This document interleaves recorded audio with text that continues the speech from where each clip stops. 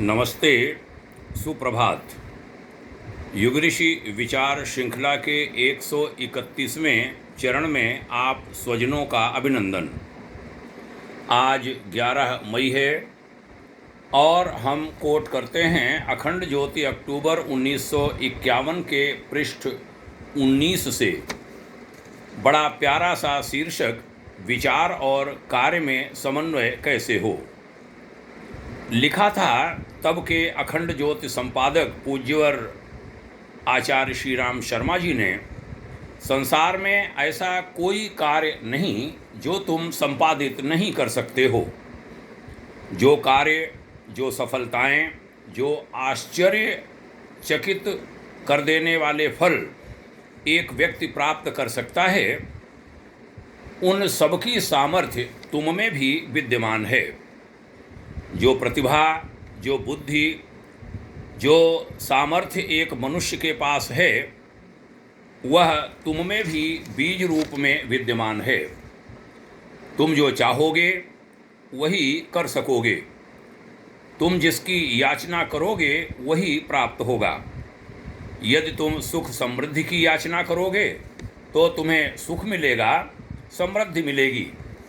यदि मुक्ति की आकांक्षा करोगे तो मुक्ति मिलेगी। संसार तो कल्प वृक्ष है, उससे तुम जो चाहोगे वह वही प्रदान करेगा। तुम विभूति के लिए हाथ पसारोगे तो तुम्हारे लिए वह रत्नाकर वसुंधरा और हिमालय के मुक्तामणि खोल देगा। तुम आनंद प्राप्ति के लिए अनुरोध करोगे तो वहीं तुम्हारे लिए स्वर्ग बन जाएगा। जो उसे हरा भरा क्रीड़ा स्थल देखने के आदी हैं, उनके लिए नित्य शाश्वत और आनंद धाम बन जाएगा। केवल एकाग्रचित्त हो, उत्तम और उच्च विचारों को कार्य रूप में प्रकट करना तुम सीख लो। तुम्हारी यह सर्वोत्कृष्ट शक्ति है। वास्तव में इसे इष्ट कार्य में लगाने से अभूतपूर्व सफलता प्राप्त होती है।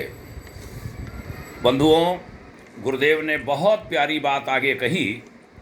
तुम आज से, अभी से दृढ़ संकल्प करो कि मैं थोथी विचारधारा में निमग्न नहीं रहूँगा।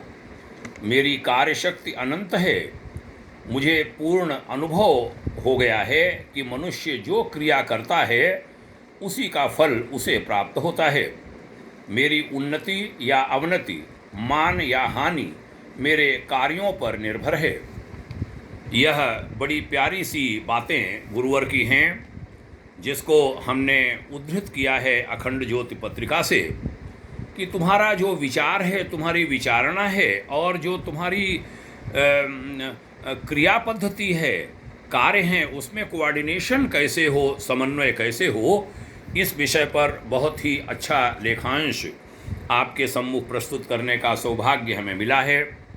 आभारी हूँ आपका यहाँ तक सुनने के लिए। बहुत बहुत शुभकामनाएं कहता हूँ। यह विचार अच्छे लगते हैं, इनको लोगों तक पहुँचाइए। सबका कल्याण हो, सबके हित में अपना हित है, स्वार्थी की दुर्गति निश्चित है।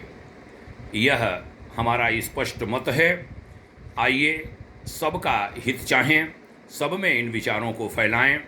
बहुत बहुत धन्यवाद यहाँ तक सुनने के लिए। शुभकामनाएं। ओम शांति।